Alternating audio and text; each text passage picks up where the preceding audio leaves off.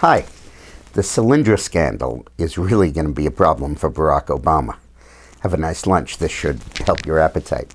For those who don't know Solyndra, let me just briefly say, it was a solar energy company that received 2 loans from the federal government totaling $532 million. It went broke, and the taxpayers are now stuck repaying that money. The program Solyndra, which makes solar energy into electricity, was rejected by the Bush administration.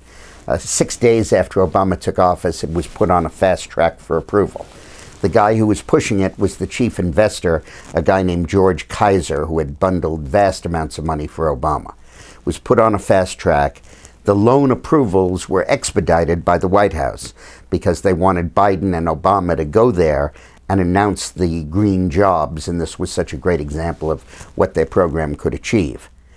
Now it turns out, according to ABC News, that there was another guy named Steven Spinner who had raised $500,000 for Obama and worked for the Department of Energy now, and his job was to oversee the lending process, to see which project should be given money. And he decided on Solyndra.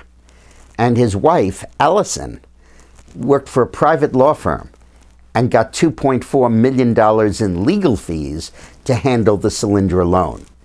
So you have a major Obama fundraiser in the Department of Energy approving this loan with his wife benefiting from packaging and doing the legal work on the loan.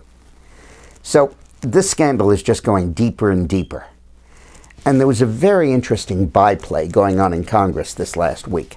The FEMA, the disaster relief people, were running out of money. So they asked Congress for more money. And normally, FEMA appropriations are just given without any offsets. You don't have to cut $1 billion to give $1 billion because it's FEMA.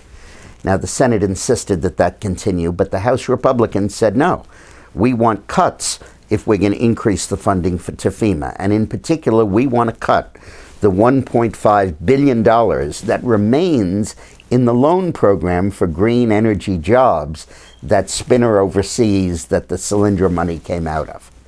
So the Senate Democrats raised hell. They said, oh no, we're against that, we won't go ahead. They were even willing to shut the government down, and it still is pending. It's going to reach an apogee and a crisis point in October.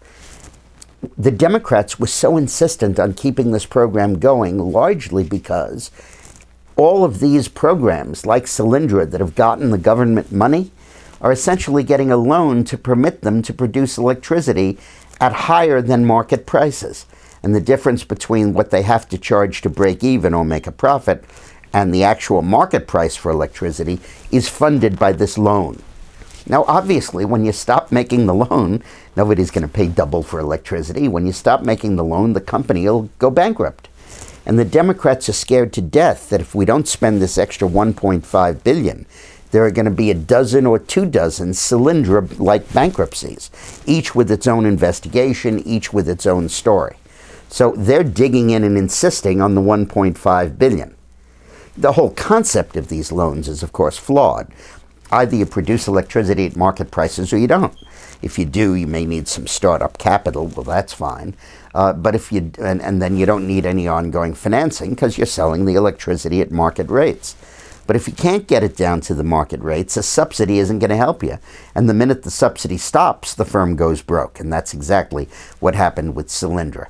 So this scandal really has the potential to take one of Obama's big initiatives, green jobs, and not only make people realize that it was a fraud, but also that there was chicanery and good old style Chicago payback politics going on.